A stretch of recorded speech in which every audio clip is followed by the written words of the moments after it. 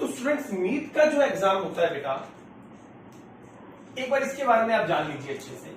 NEET के exam में हमारे पास फिजिक्स, केमिस्ट्री एंड बायोलॉजी, आप सब लोग जानते हैं 3 सेक्शंस कवर होते हैं, जिसमें से 45 questions are from physics, 45 questions are from chemistry and 90 questions are there from biology. तो ये तो क्लैरिफाई हो गया कि 50% जो आपका टॉपिक है वो बायोलॉजी से कवर होता है और रिमेनिंग 50% टॉपिक आपका फिजिक्स और केमिस्ट्री से कंबाइन होकर आपका कवर होता है। और जो बेसिक बात आपको जाननी है, जो लोग नीट के बारे में इंफॉर्मेशन जानना चाहते हैं, बहुत basic information, for every correct answer you will score +4 marks, but for an incorrect answer you will get -1 marks. तो always focus on correct answer. Randomly question attempt करने का कोई लॉजिक नहीं है। नीट जैसा एग्जाम बेटा जी अजम्पशन या तुक्के पर नहीं चलता है। क्लियर है? तो जो भी क्वेश्चन आप करें बड़ा सोच समझ के करें। बहुत सारी टॉपिक्स, बहुत सारी ट्रिक्स हम लोग आपको बताएंगे जिससे आप मैक्सिमम स्कोर कर सकते हैं। तो आज जो हमारा फोकस रहेगा बेटा वो रहेगा chemistry for NEET exam. Clear है? एज यू नो 45 क्वेश्चन हमारे कवर होते हैं इसमें। तो पिछले 10 इयर्स के पेपर को एनालाइज करने के बाद, सारी इंफॉर्मेशन गैदर करने के बाद हम आपको कुछ पॉइंट्स बता रहे हैं जिन पॉइंट्स पे आपको काम करना है। ठीक है जी? तो देखिए बेटा होता क्या है केमिस्ट्री के पेपर में, बेसिकली हमारे पास 4 सेक्शंस होते हैं। फिजिकल केमिस्ट्री,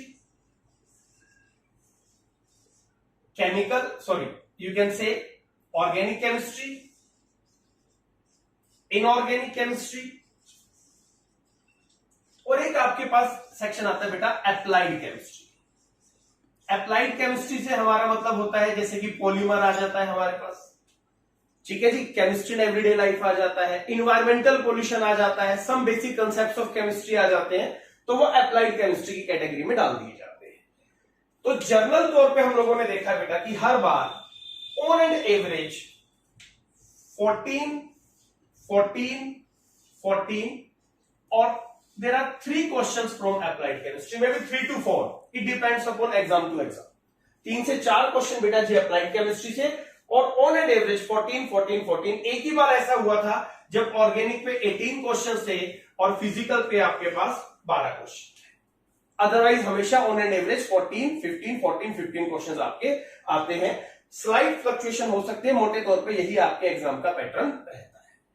तो अब हम एक एक करके इन चीजों को डिस्कस करते हैं। सबसे पहले हम लोग बात करते हैं ऑर्गेनिक केमिस्ट्री की। ऑर्गेनिक केमिस्ट्री को बेसिकली हम 2 हिस्सों में डिवाइड करते हैं ताकि आपकी जो प्लानिंग है वो और फुल प्रूफ हो सके, 11th एंड 12th। ठीक है जी? 11th में बेटा जी हमारे पास 2 सेक्शंस आते हैं। Number 1 GOC general organic chemistry and number 2 hydrocarbon. अगर आप पिछले 10 साल के पेपर को फॉलो करते हैं तो you will get 4 to 5 minimum questions from these topics. 4 से 5 क्वेश्चन हमेशा जीओसी और हाइड्रोकार्बन पर पूछे जाते हैं। क्लियर है? और रिमेनिंग जो आपके क्वेश्चंस हैं वो 12th या compile effect of 11th and 12th में पूछे जाते हैं। तो अब इन 4 और 5 टॉपिक्स में क्या होता है बेटा, अगर मैं जीओसी की बात करूं तो जीओसी में जो आपको तैयार करना होता है, सबसे बेसिक है आपके पास जो आता है एग्जाम में, isomerism, nomenclature and types of reaction. ये 3 टॉपिक ऐसे हैं बेटा जिन पे आपको बहुत ज्यादा ध्यान देना है। आइसोमेरिज्म हम लोग आप जानने के लिए हमारे पिछले वीडियोस देख सकते हैं, स्ट्रक्चरल स्टीरियो पूरी एक्सप्लेन फॉर्म में हम आपको जस्टिफाई करेंगे। नोमेनक्लेचर पे एक क्वेश्चन आने लगा है, बड़ा ट्रिकी सा क्वेश्चन आता है कि आप नंबरिंग कैसे करेंगे। लोएस्ट सम रूल का हिसाब से यहां पे क्वेश्चन डाला जाता है। तो ऐसे क्वेश्चंस की प्रैक्टिस करें, बजाय कि सिंपल या बहुत टफ क्वेश्चंस नहीं आते हैं, ट्रिकी और लॉजिकल क्वेश्चन आते हैं कि नंबरिंग 1 2 3 इधर से होगी, नंबरिंग अपोजिट साइड से होगी। इस तरीके के क्वेश्चंस की आपने प्रैक्टिस करनी है। टाइप्स ऑफ रिएक्शंस में हमारे पास रीअरेंजमेंट है, सब्स्टिट्यूशन है, एडिशन है, इन पे बेस्ड क्वेश्चन आपके पास आते हैं। अगर हम बात करते हैं बेटा जी हाइड्रोकार्बन पार्ट, हाइड्रोकार्बन। तो इसका जो एक बेसिक टॉपिक है जो रेगुलरली रिपीट हो रहा है वो है बेटा जी एरोमेटिसिटी। एरोमेटिसिटी को भी आप प्रॉपर नॉलेज लेने के लिए आप हमारे वीडियोस देख सकते हैं, एरोमेटिसिटी 1 एंड एरोमेटिसिटी 2। उसके बाद आपको एरोमेटिसिटी टॉपिक पे आपका क्वेश्चन कभी भी गलत नहीं होगा अगर आप हमारे वीडियोस को बहुत सिंसियरली फॉलो कर रहे हैं तो। इसके अलावा जो आता है बेटा यहां पर वो आता है हमारे पास, you can say convergence of. इसका देखिए रीजन समझिए, एक्चुअल में hydrocarbon itself contains 3 parts, you know very well, alkane, alkene and alkynes. तो इन तीनों के ही रिएक्शन बहुत जरूरी है और खासकर इसमें सबसे ज्यादा ध्यान जिस पे देना है वो आपको एल्कीन्स पे देना है, ये बात आपको ध्यान रखनी है। एल्केन, एल्कीन और एल्काइन में से the most important reactions asking in NEET exam is from alkene, ध्यान रखेंगे इस बात का, और वो कन्वर्जेंस के तौर पे डील होती है, तो ये आपको ध्यान रखना है। 11th में ये टॉपिक हमें बहुत अच्छे से करने हैं, isomerism, nomenclature, types of reaction, aromaticity and convergence. Okay, अब हम बात करते हैं बेटा 12th की ऑर्गेनिक। अभी 12th की ऑर्गेनिक क्या है वो समझिए। अभी 12th की ऑर्गेनिक में जो चीजें आपको करनी है, जो श्योर है, डैम श्योर क्वेश्चन है, the first one question is strength of acid and base, strength of acids and base, most important question है, तकरीबन हर एग्जाम में रिपीट होता है बेटा। Next one is your name reaction, एक बहुत जरूरी पार्ट है test for functional group. Functional group के टेस्ट पे क्वेश्चन आता है, देन रिएक्शन प्लस कन्वर्जेंस, ये वो 4 मेन टॉपिक है बेटा। और एक क्वेश्चन जनरली हमने देखा है फिजिकल प्रॉपर्टीज में भी आजकल पूछ लिया जाता है, फिजिकल प्रॉपर्टीज।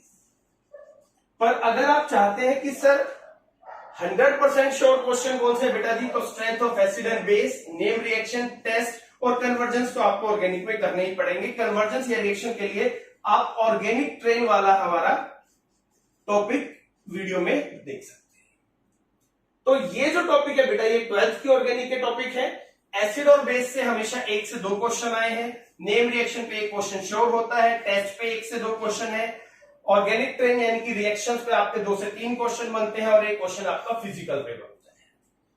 तो ओवरऑल कुल मिला के अगर हम देखें तो 2, 3, 4, 5, 6, 7, 5, 12, 13, 14, 12 के करीब क्वेश्चन हैं। 1-2 क्वेश्चन रैंडमली होते हैं बेटा, वो किसी भी टॉपिक से आ सकते हैं, 100% श्योर अंदाजा कभी नहीं लग सकता है। तो अगर आपको ऑर्गेनिक स्ट्रॉन्ग करनी है तो सबसे पहले आप जीओसी पे जाइए, ये 3 टॉपिक। 11th के हाइड्रोकार्बन में एरोमेटिसिटी और उनकी रिएक्शन पे वर्क कीजिए। 12th में एसिडिक बेसिक स्ट्रेंथ के क्वेश्चन कीजिए, नेम रिएक्शन पे वर्कआउट कीजिए, how to detect functional group वाले क्वेश्चन कीजिए, कन्वर्जेंस की प्रैक्टिस कीजिए, एलिफेटिक की भी और एरोमेटिक की भी, और फिजिकल प्रॉपर्टी बहुत छोटा टॉपिक है, नोट्स बना लीजिए। 4 यूनिट है, चारों यूनिट की फिजिकल प्रॉपर्टीज आपकी 1 या 2 पेजेस पे कंपाइल हो जाएंगी। तो जितना आप नोट्स बना के पढ़ाई करेंगे बेटा उतना आपके लिए इफेक्टिव रहेगा। तो ये जो टॉपिक्स हैं ये ऑर्गेनिक के टॉपिक हैं। इसमें से आपको तकरीबन अगर आप ये टॉपिक करते हैं बेटा तो मान के चलिए 95% क्वेश्चंस आपके एग्जाम में इन्हीं टॉपिक्स में से आते हैं। क्लियर है? तो चलिए इसके बाद हम लोग डिस्कस करने जाएंगे बेटा जी फिजिकल केमिस्ट्री का टॉपिक। आप एक बार इसको नोट डाउन कर लीजिए, फिर हम लोग फिजिकल केमिस्ट्री की बात करते हैं। तो स्टूडेंट्स अब हम लोग बात करते हैं बेटा इनऑर्गेनिक केमिस्ट्री।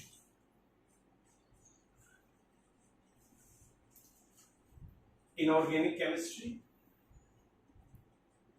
सिंप्लीफाई करने के लिए इसको 11th और 12th 2 पार्ट्स में हम लोग डिवाइड कर देते हैं ताकि आपको पता चले कौन सी यूनिट कहां से करनी है। अब देखिए यहां जो 11th का सेक्शन है ना, इसमें आप समझिएगा एक यूनिट है आपकी atomic structure, chemical bonding,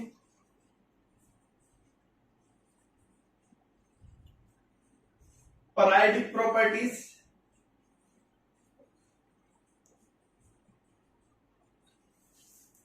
S block, hydrogen and redox followed by T. ये कुछ बेसिक यूनिट है बेटा 11th की। अब समझना क्या है आपको, हर बार बेटा जी 1 से 2 क्वेश्चन एटॉमिक स्ट्रक्चर पे आपके पूछे जाते हैं डेफिनेशन। और इसके जो टॉपिक्स हैं जो जनरली पूछे जाते हैं वो टॉपिक्स है quantum and how to determine spectral lines, ये वाले टॉपिक जनरली आपके डाल दिए जाते हैं। और बहुत अच्छा होता है अगर हम बोहर मॉडल ऑफ एटम्स को भी बहुत अच्छे से करते हैं। तो 3 मेन टॉपिक है इसमें, quantum, how to determine spectral lines and Bohr model of atom. Chemical bonding और पीरियोडिक प्रॉपर्टीज में से हर साल 4 to 5 क्वेश्चंस आपके कंपाइल होते हैं, केमिकल बॉन्डिंग और पीरियोडिक प्रॉपर्टीज। अभी केमिकल बॉन्डिंग के जो टॉपिक हैं जो आपको करने हैं, नंबर 1 वेस्पर थ्योरी, शोर क्वेश्चन वाले टॉपिक बता रहा हूं बेटा, MOT theory and hydrogen bonding. ये 3 टॉपिक हैं, डेड श्योर इन पे से आपके 2 क्वेश्चन तो कंफर्म आएंगे। तो आप VSEPR theory, MOT theory, hydrogen bonding को बहुत अच्छे से कर लें। अगर हम बात करते हैं बेटा पीरियोडिक प्रॉपर्टीज की, पीरियोडिक प्रॉपर्टीज, यहां से जो हमारे क्वेश्चन बनते हैं जनरली वो क्वेश्चन है इलेक्ट्रोनेगेटिविटी,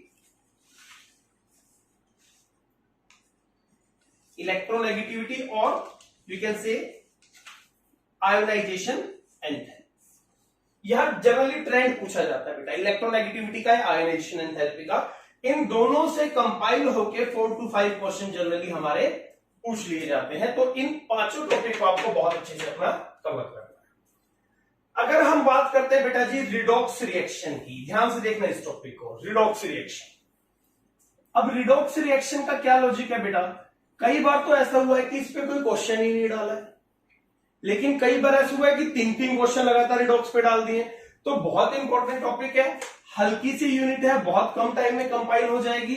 इसके जो सबसे जरूरी क्वेश्चंस होते हैं वो है how to determine oxidation state, how to determine oxidation state. अगर ऑक्सीडेशन स्टेट से रिलेटेड कोई भी डाउट है तो आप हमारे प्रीवियस वीडियोस में जाके इसको कंपाइल कर सकते हैं। और सेकंड होता है बेटा यहां पे applications of electrochemical series, application of electrochemical series. ये टॉपिक भी आप हमारे प्रीवियस लेक्चर में देख सकते हैं, जिसमें होता है E naught cathode minus E naught anode. इससे रिलेटेड एप्लीकेशंस पे बेस्ड क्वेश्चन हमसे पूछे जाते हैं। तो इसको जो हम परसेंटेज देते हैं बेटा वो 0 से 3 की है। तो मोस्ट प्रोबेबली हम लोगों ने जो एवरेज देखा है वो 1 से 2 क्वेश्चन श्योर इसमें हमसे पूछ लिए जाते हैं, और ज्यादातर क्वेश्चन आते हैं हमारे ऑक्सीडेशन स्टेट से। ठीक है जी। अगर बात करें हम हाइड्रोजन और एस ब्लॉक की बेटा, तो इनमें से एक ही क्वेश्चन का रेशियो होता है। और एस ब्लॉक में भी आपको मैं बता दूं सबसे ज्यादा क्वेश्चन आते हैं सिलिकॉन में। तो जब आप हाइड्रोजन पढ़े तो सिलिकॉन पढ़े, और यहां पे आपका क्वेश्चन आता है H2O2 पे हाइड्रोजन पेरोक्साइड की वॉल्यूम स्ट्रेंथ, या दूसरा टॉपिक होता है आपका हार्डनेस ऑफ वाटर। तो हाइड्रोजन में से आप ये 2 टॉपिक कवर कीजिए, एस ब्लॉक में से आप सिलिकॉन का टॉपिक कवर कीजिए। अच्छा जी, नेक्स्ट चलते हैं पी ब्लॉक। पी ब्लॉक में बेटा जनरली हमें क्या करना है, वैसे तो 11th का पी ब्लॉक 11th और 12th का कंपाइल ही हम लोग समझ लेते हैं। जो मेन फैमिलीज आती हैं 11th और 12th वो नाइट्रोजन, ऑक्सीजन और हेलोजन की फैमिलीज हैं, ये आपको ध्यान रखना है। नोबल गैसेस पे ज्यादातर क्वेश्चन नहीं पूछे जाते हैं, और पूछे भी जाते हैं तो इनके यूज से रिलेटेड क्वेश्चन होते हैं। नोबल गैस को तैयार करने का तरीका बताता हूं, पिछले 10 साल के क्वेश्चन कर लीजिए, कोई भी एक क्वेश्चन बैंक उठा लो, उसमें नोबल गैसेस के 200-400 क्वेश्चन पढ़ दो, उसी में से आपका क्वेश्चन बन जाता है। जो मेन है बेटा वो नाइट्रोजन फैमिली, ऑक्सीजन फैमिली और आपके पास हेलोजन फैमिली होती है। यहां से आपके 1 से 2 क्वेश्चन हर बार कंपाइल होते हैं। ठीक है जी। तो ये जो सेक्शन था बेटा ये 11th का था, और यहां पे हमने 12th का पी ब्लॉक भी बता दिया है। अगर हम बात करें 12th की, तो इसमें हमारे पास जो टॉपिक है वो है D and F block. P block को अगर हम छोड़ दें क्योंकि पहले डिस्कस कर चुके हैं, और कोऑर्डिनेशन कंपाउंड। इन दोनों टॉपिक से बेटा जी 4 to 5 क्वेश्चन हर बार आते हैं। तो अगर हम बात करें डी एंड एफ ब्लॉक की, तो डी ब्लॉक में जो हमारे टॉपिक है जो बहुत जरूरी है KMnO4 और K2Cr2O7। एफ ब्लॉक में जो हमारे टॉपिक है बेटा, रेयरली क्वेश्चन एफ ब्लॉक से आता है, जनरली डी ब्लॉक से कवर होते हैं। तो इसमें electronic configuration of F block पूछ लिया जाता है आजकल, एक क्वेश्चन डाल देते हैं। इसके अलावा जो क्वेश्चन है दैट इज लेंथेनॉइड कॉन्ट्रैक्शन का टॉपिक आपको बहुत अच्छे से कंपाइल करके जाना होता है। यहां पे एक क्वेश्चन और है जो बार बार रिपीट हो रहा है, वो है मैग्नेटिक मोमेंट निकालने का क्वेश्चन। मैग्नेटिक मोमेंट का क्वेश्चन, इसका फॉर्मूला होता है under the root n into n plus one. ठीक है जी, n प्लस टू। ये टॉपिक हम लोग जब नेक्स्ट टॉपिक अपना उठाएंगे तो आपको मैग्नेटिक मोमेंट के बारे में बताया जाए। कोऑर्डिनेशन का जो टॉपिक है बेटा, यहां पर जो क्वेश्चन आता है वो आइसोमेरिज्म पे आता है। Use of coordination compound in daily life, biological, quantitative application, qualitative, बहुत इंपॉर्टेंट टॉपिक है, इसको बिल्कुल मत छोड़ के जाएं। कैंसर की ट्रीटमेंट में कौन सी ड्रग है, लेड पॉइजनिंग का क्या इस्तेमाल होता है, ऐसे क्वेश्चन आते हैं हमारे पास। और एक आता है आपके पास स्ट्रेंथ ऑफ लिगेंड्स पे क्वेश्चन, स्ट्रेंथ ऑफ लिगेंड्स, जो हम सीएफटी थ्योरी के दौरान पढ़ते हैं। तो इनऑर्गेनिक से ये टॉपिक है बेटा जी, quantum, spectral lines, Bohr model, VSEPR theory, MOT, hydrogen bonding, electronegativity और आयनाइजेशन एंथैल्पी। हाइड्रोजन से सिलिकॉन पढ़ के जाना है, एस ब्लॉक से आपको सिलिकॉन पढ़ना है, हाइड्रोजन से आपको H2O2 पढ़ना है और हार्डनेस ऑफ वाटर पढ़ना है। ठीक है जी। और अगर हम बात करें डी एंड एफ ब्लॉक में हमें KMnO4, K2Cr2O7, electronic configuration of F block और लेंथेनॉइड कॉन्ट्रैक्शन। कोऑर्डिनेशन से इनका आइसोमेरिज्म पढ़ना है, स्ट्रक्चर भी पढ़ना है और stereo, ISLC, ionization, solvation, linkage, coordination, ध्यान है ये सारे यूज, कैंसर की ड्रग, सिस्प्लेटिन वगैरह ये सारे पढ़ के जाने। स्ट्रेंथ ऑफ लिगेंड, SHO ने कनपट्टी पे मारा, ध्यान है, ट्रेंड याद करवाया हुआ आपको, SHO ने कनपट्टी पे मारा, स्ट्रेंथ ऑफ लिगेंड। इसमें बहुत सारे क्वेश्चन बेटा एंट्रेंस एग्जाम में पूछे जाते हैं। तो इनऑर्गेनिक के ये वो टॉपिक है जो आपको कंपाइल करने हैं। इसके बाद अब हम लोग फिजिकल के टॉपिक को डिस्कस करते हैं। तो चलिए बेटा अब हम लोग बात करते हैं फिजिकल केमिस्ट्री की, और वो कौन से टॉपिक है फिजिकल केमिस्ट्री में जो आपके लिए बहुत जरूरी है। 11th की अगर हम लोग बात करें बेटा तो दो टॉपिक पे आपको कमांड करनी है, chemical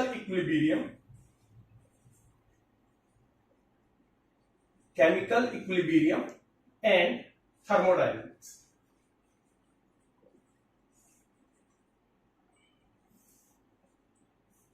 at least 4 to 5 question minimum in दोनों टॉपिक्स में से आपकी कवर हो जाएगी। ठीक है जी।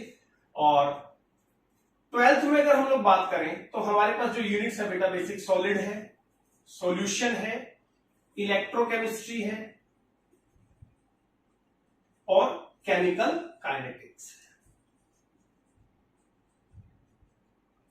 अब इन दोनों यूनिट्स पे से अगेन 4 to 5 क्वेश्चन पूछे जा रहे हैं। 4 to 5 क्वेश्चंस 11th में केमिकल और थर्मो कर लो, 12th में इलेक्ट्रो और केमिकल काइनेटिक्स कर लो।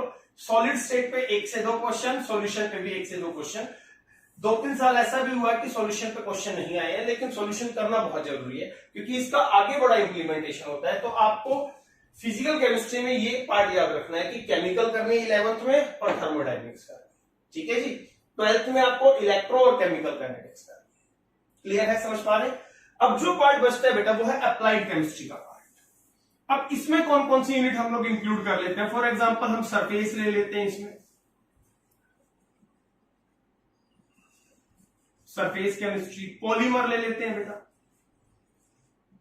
केमिस्ट्री इन एवरीडे लाइफ ले लेते हैं,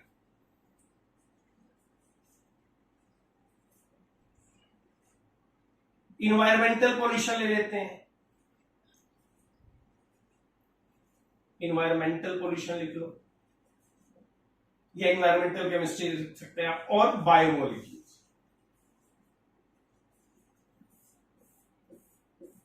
ये 5 यूनिट ऐसे हैं बेटा जिनको कहीं ना कहीं हम लोग अप्लाइड केमिस्ट्री के तौर पे जानते हैं।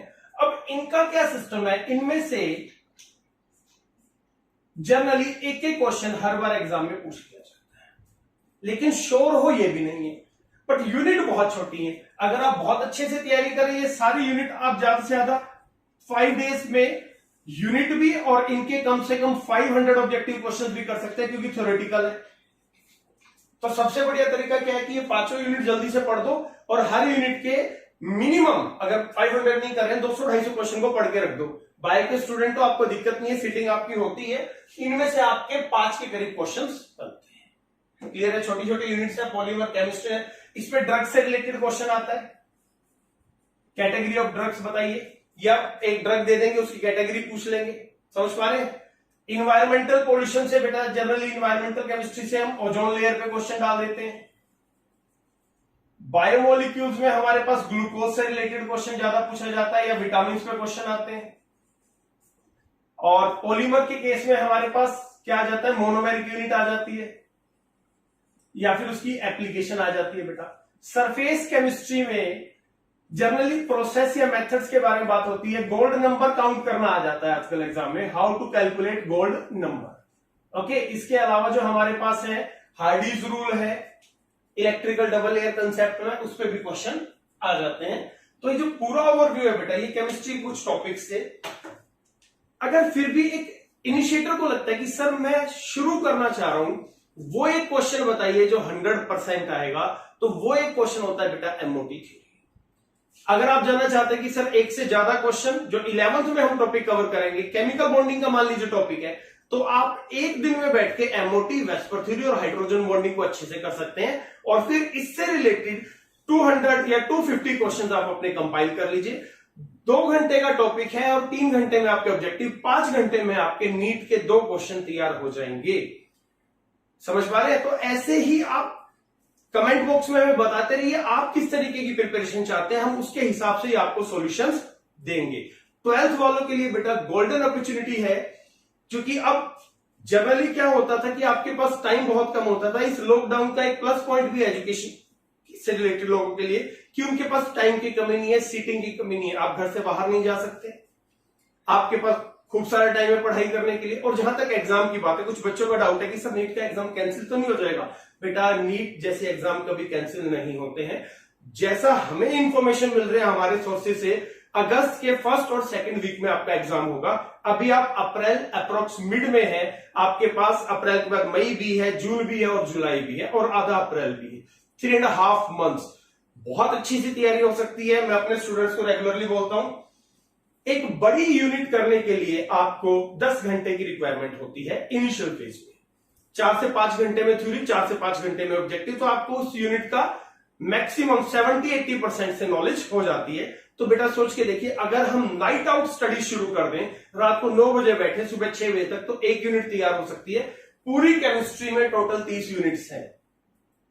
तो ये इसका मतलब नहीं कि आपको 30 रातें जागना पड़ेगा, छोटी छोटी यूनिट भी है भाई, 3-3, 4-4 घंटे की, लेकिन आपको रूटीन बनाना पड़ेगा। 11th में जो आपने गड़बड़ की, 12th में जो थोड़ी बहुत गड़बड़ की, अगर आप चाहते हैं कि वो सारी जो आपकी मिस्टेक्स थी, जो आपका लेजीनेस थी, वो ओवरकम हो जाए, तो ये 2.5 से 3 महीने बेटा आप अपनी फ्यूचर को एक तरीके से डेडिकेट कर दो। आई विल अश्योर यू, कोई दिक्कत है हमसे बात कीजिए, कमेंट बॉक्स में डालिए, हमारा नंबर आपके पास है, आप हमें लिख के भेज सकते हैं, फोन कॉल्स कर सकते हैं। जो भी आपकी दिक्कत होगी हम लोग सॉर्ट आउट करेंगे, लेकिन यू हैव टू प्रॉमिस अस कि आप लोग इन 3 महीने में बहुत अच्छी सी तैयारी करेंगे। क्लियर है ये बात? चलिए, all the very best. Next lecture में हम लोग जेई के बारे में बात